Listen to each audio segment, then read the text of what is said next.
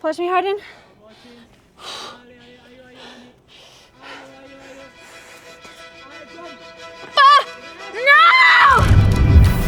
I think ultimately for them and for us, it really just boils down to, in the moment, you either have to choose to do it or not do it.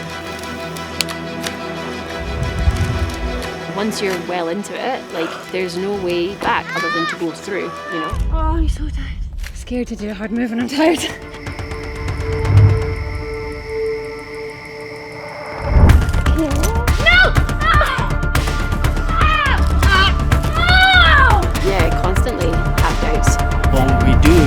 Run out of money. We're home educating them. Will it be okay for their future? What happens if the van breaks down? Most nights I wake up and I think what the hell are we doing?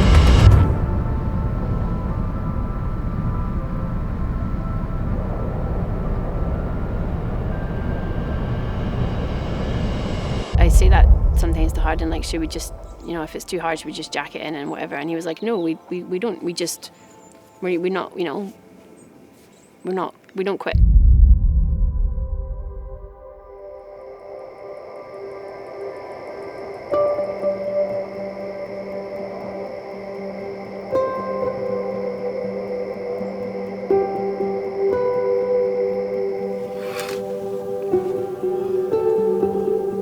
Are you guys awake? You want to wake up?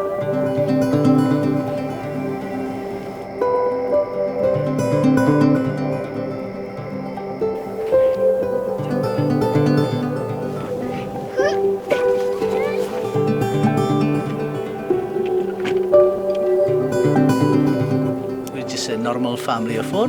I'm Kirsty, my husband Hardin, our two kids Arlo and Eia. Arlo is 7 and Eia is 6, and our dog Marley. We spent the last 2 years living in the road, climbing. We're not pro climbers, we're not athletes. We just decided that we wanted to reconnect as a family and just live a simple life.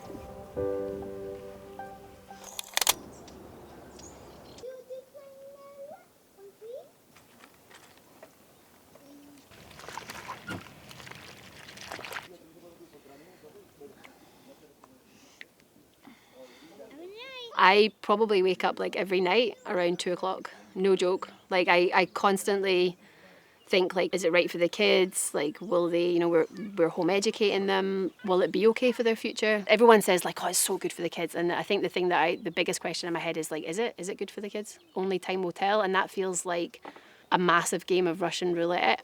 But then I also think that if we had continued in the life that we were in, I would also be thinking like, is this good for the kids? You know, is this what I want for them?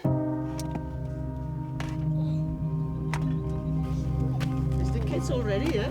Arlo, yeah, can you get your shoes on, please?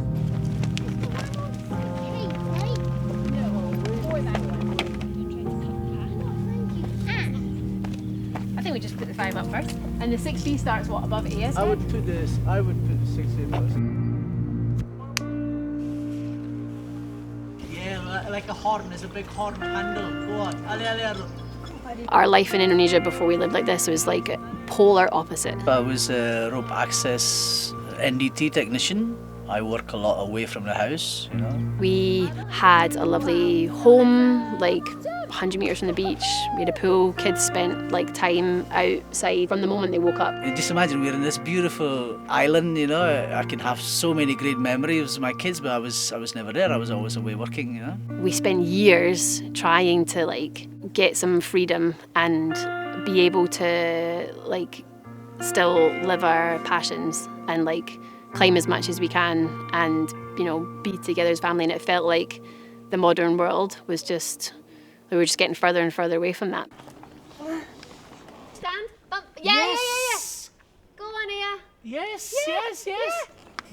Go on, Eia. Yes. That's Yeah, it. that's it. Go on, look down, you're right. Okay. Got you, sweetheart. The plan was, okay, we go back, we get a van, and that way we can travel to different areas that we thought we want to be, you know, the area that okay, that's the area I want to find land, basically. So the van was just the tool to look for, and then obviously climb, because we are climbers, you know.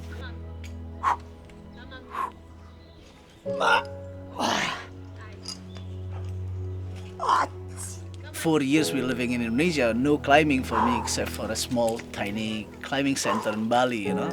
We were just like kids with candies, you know. We went back climbing, it's just climb. We kind of forget, maybe the first 6 months or something, we forgot about looking for land. Now we climb.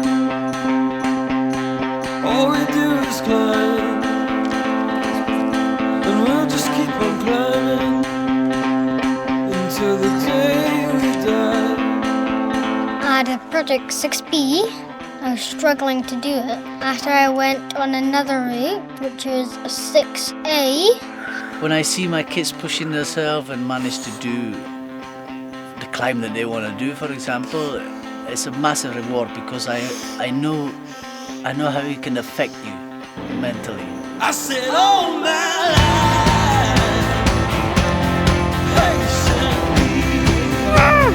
When I hear them like get to the top and have a woo or get on the ground and be happy, I'm proud of them that they managed to, because we might be on the ground like, you know, giving them encouragement, but they're the ones that are up there alone, they're, you know, 20 meters above our head, and they're the ones that have to work through it. I've been working overtime.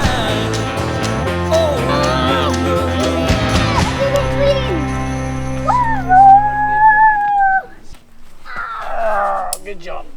My mum just says always to me, it's okay whatever grade you climb. No one does. So it's just straight. Go on, honey, come on.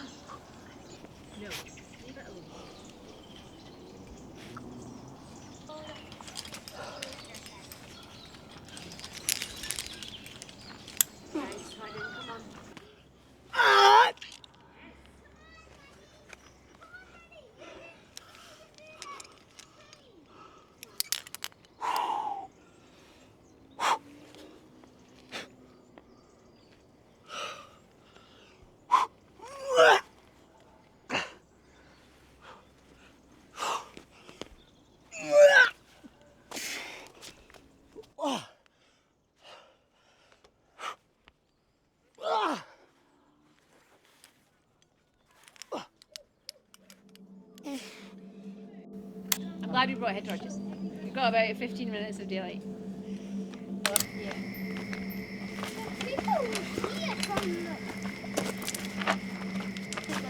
Oh, here. Just watch the big muddy puddle.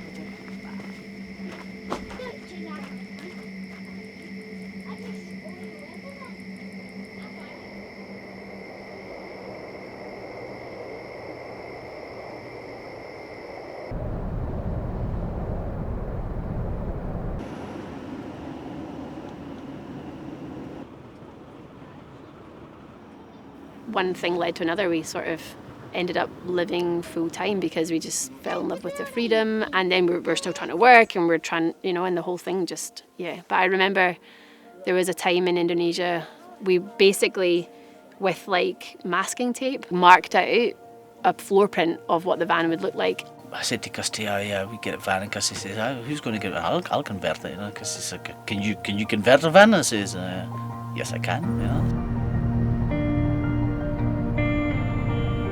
When we actually start driving, I don't think it actually clicked on us. That's it. That's us on the road.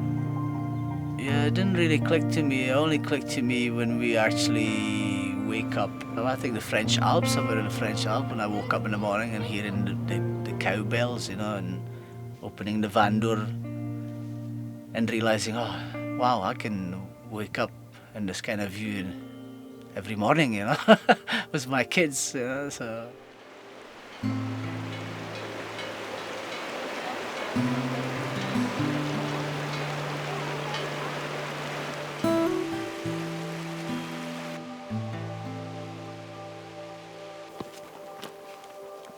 Hardin was earning really good money, but he was away all the time. That had an impact like on our relationship. It had an impact on like as the kids were growing, especially Arlo being like that kind of dad-son relationship as he was starting to get older. And then also Hardin lost his dad, and I think like that for anyone maybe, when something like that happens, it makes you think like, what is this all for? You know, he was away all the time.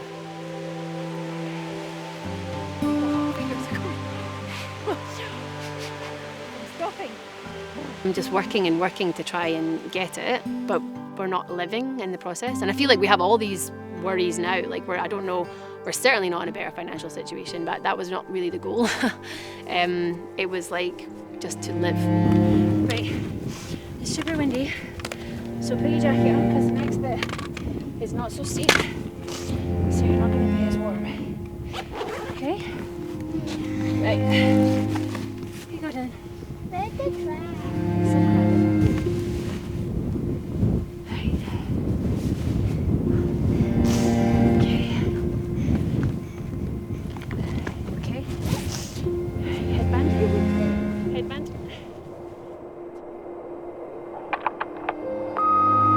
So Marley really hasn't been good, and we're just at a friend's house at the moment, just waiting to go to the vet in about 2 hours, so we can see the vet at 6:45. Like I worry, like I wake up in the night and I worry about money, and I think like the van needs something done, like if we got the money. Marley was just sick, and I was like, you know, how can we afford, like if she needs like big treatment? The constant worry about, yeah, because this is not just a van for us, it's our home, you know. If it breaks down, we need to go in the garage for a week, what are we going to do?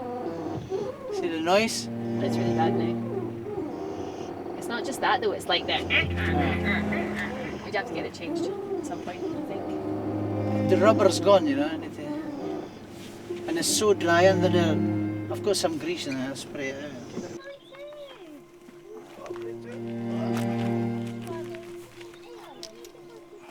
When your kids are there all the time, they see and hear everything, and you can't lie to them. So, you know, sometimes they don't ask for much, but when they do ask for stuff, if we're waiting on money coming in from work, or it's a quiet month and we haven't got a lot of contracts, then they say, oh, can I have that? I say, no, like I haven't got the money, like I can't, you know. I mean, they don't tend to ask for like things, but even in the supermarket, if they're like, oh, can we get such and such? I'm like, well, no, because I haven't got the money right now for that, you know, and just have to wait. Still have the milk? Need milk.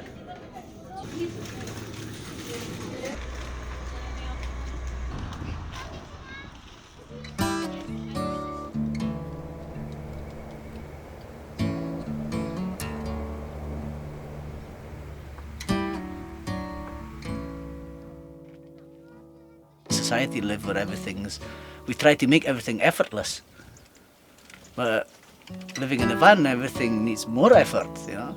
I think there's the idea that like, you're on holiday all the time. For us, it's not that. For us, it's just life. Like we're still working, we're educating the kids, we're like, yeah, we're climbing as much as we can, but there's like just life basically. Everything takes more effort, that's for sure.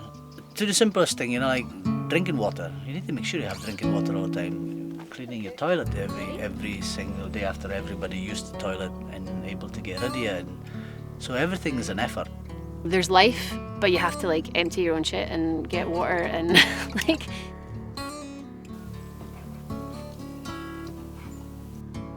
There's a satisfaction from doing those simple things, like even, yeah, like getting your water and doing those things, like a job well done, just a simple thing, you know, that you've, yeah, done for yourself that isn't, like that modern technology isn't doing for you. But then at the same time, it's really nice sometimes to sit on a toilet that flushes and have a 10-minute shower without having to worry about using all your water.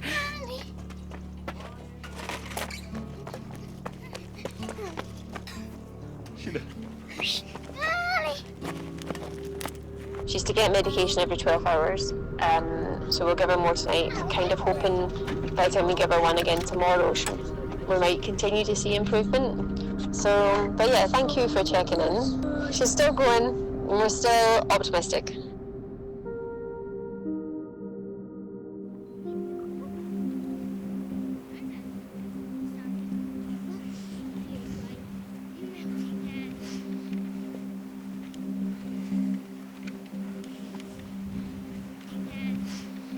So we're in the Pyrenees, and it was bitterly cold when we set off this morning. It was like, I think the van temperature said it was like -2 and maybe 4 degrees when we started walking. And then the wind picked up and it was really cold. The kids did so good. I think Eia had a little bit of a wobble because it was really quite bitter when we came up onto the plateau. The wind was just like biting, but we finally came out into the sun, so it's nice. And yeah, we're gonna check out a wall that we haven't been to before.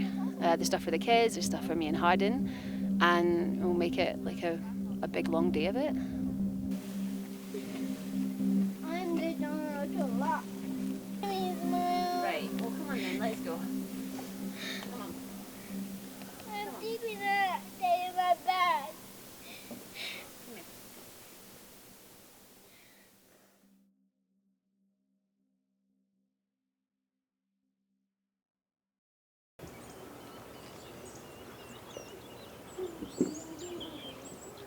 2 times 2 is 4. That might come out fast, so... 2 times 5 is 10. The homeschooling is great. We enjoy it. It's not easy. It's really hard.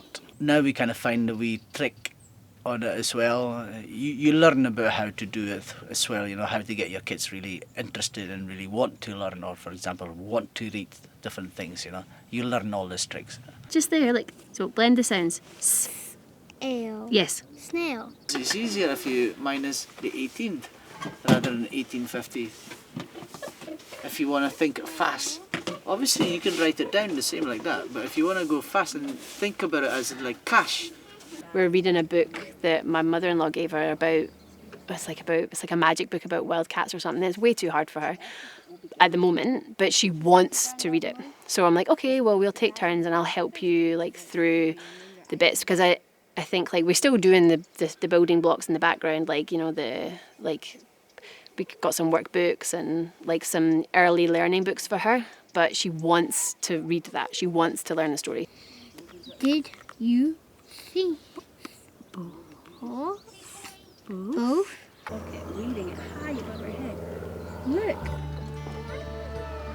High around top. Okay. Yep. Or there's a root there, like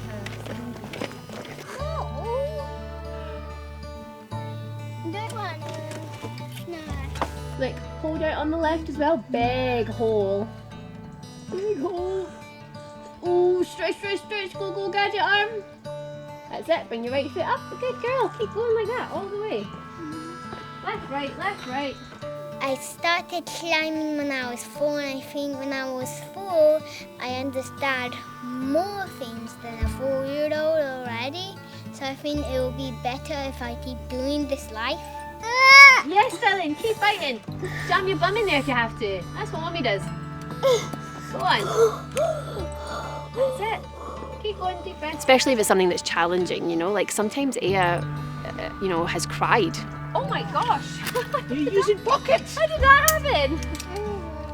Must be using some small pockets. Okay. That was really good. You should be scared. Just say take. But listen, see when you have like this little bit of slack like this, right?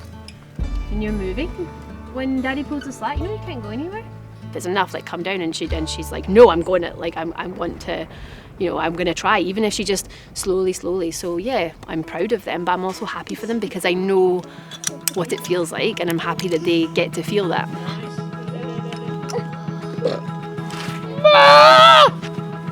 And it's also something that they can use in everyday life, you know, to try hard and achieve something for yourself. There is a discipline that you can do in everyday life, you know. Wait a little bit longer.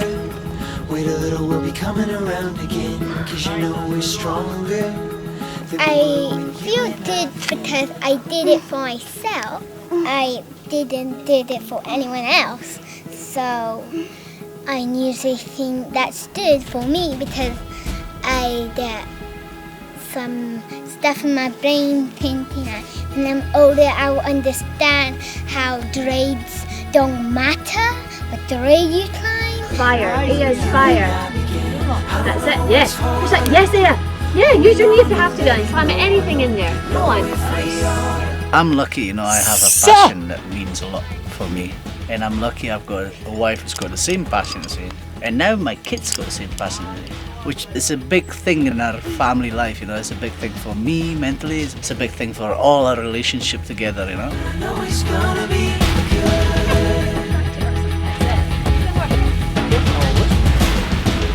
Future for me, always imagine I'm being a good father, always there for them, having all the happy memories, and then, yeah, having our own wee home somewhere.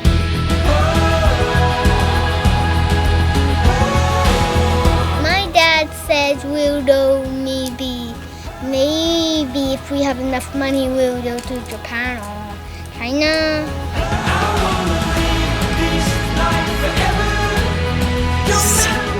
When I leave the house, because we want to get a land. Yeah, we always talk about how we got land, yeah, we get some chickens, so we got our own eggs, and maybe we grow our vegetables, you know. Get some chickens, get a pig. My dad says I'm getting a pig. Of course you can get a pig, yeah, you can get a pig. But I know it's gonna be good. But I know it's gonna be good.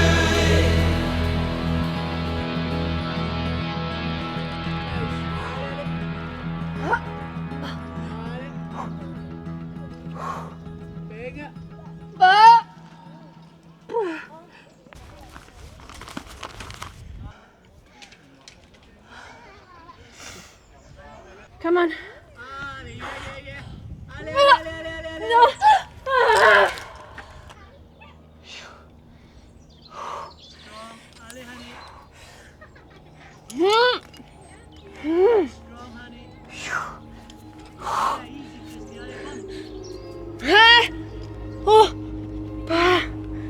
Fuck, I thought I wasn't gonna get out of there.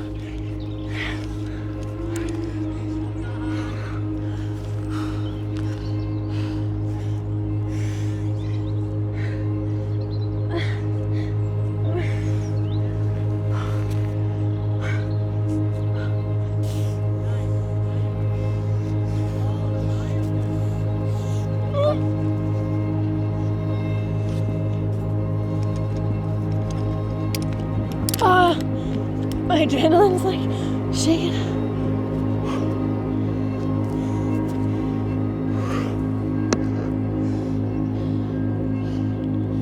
Anyone that has a passion that becomes more than a passion, it becomes a way of life. Like it's when we didn't do it, it affected it certainly affected Hardin's mental health. It affected our marriage, everything. I think when you're not doing the thing that has kind of is a big part of who you are, and it makes you feel alive or brings you joy. When you're not doing it, I just don't really feel like me.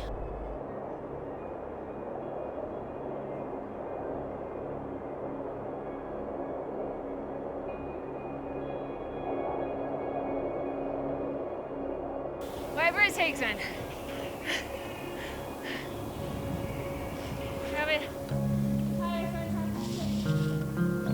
Nicely done, Eia.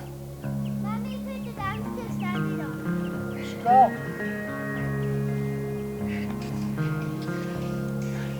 It's pretty good, Matt.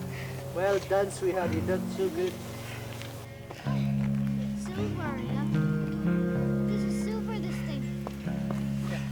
Mommy, there's a silver. Wow. That's cool. Yeah. High five. I don't know. You did good.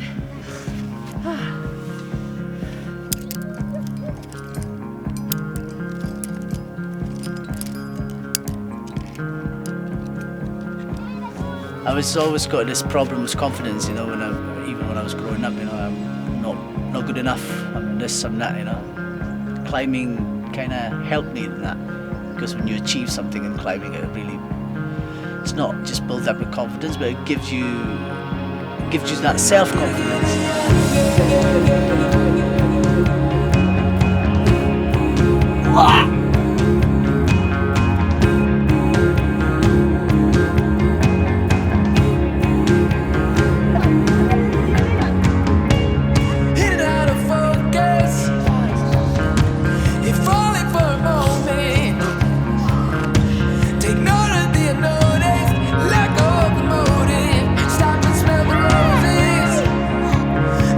Life in my lungs, I can't seem to separate you from the air I breathe.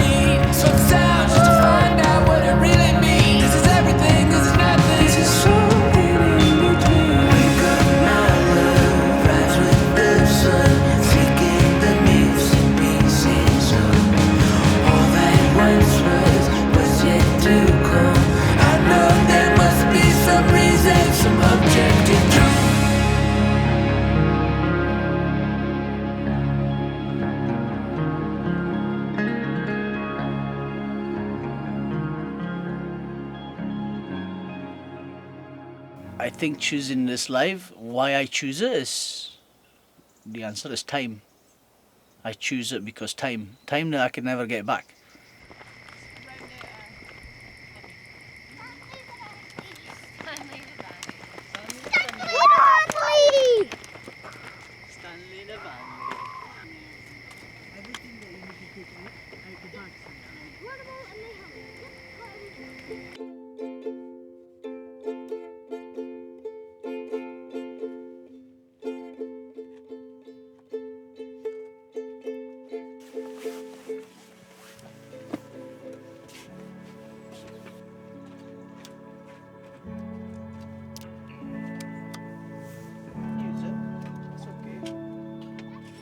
Feeling it's like right at the lens.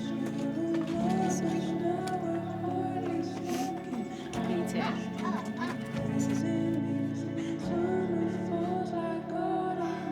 It's better.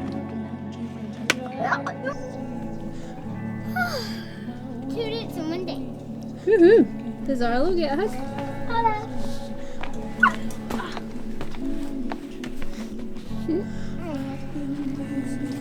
If your kids in the future will look back on these years, what do you hope they will say about it? Oh, that kind of question makes me cry a little bit emotional.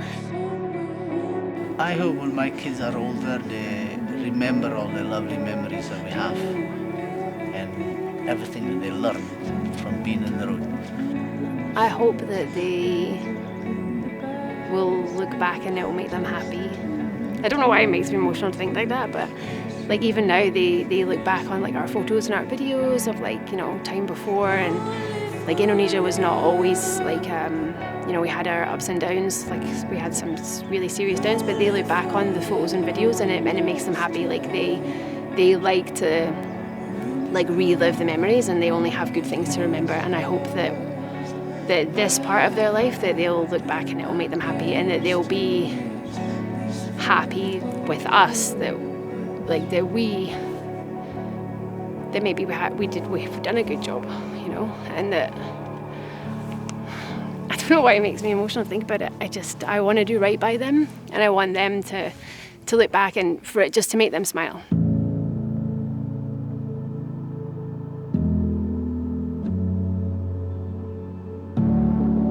She's not Marley. She does not move. She can't stand. She can't walk. She can't stand. She can barely lift her head. She's hard to eat and drink. So they said, look, I think as a last-ditch attempt, you know, if this 10 days does it, then you know, then maybe she could have a quality of life. But if not, then in 10 days we have to go back and we're gonna have to put her to sleep, unfortunately, which we're all absolutely devastated about. But hopefully, maybe she'll, you know, she might turn a corner in the next 10 days. So, yeah, not great, not what we wanted, but I mean, we haven't lost her today, so hopefully she'll be strong. Hopefully she'll be persistent.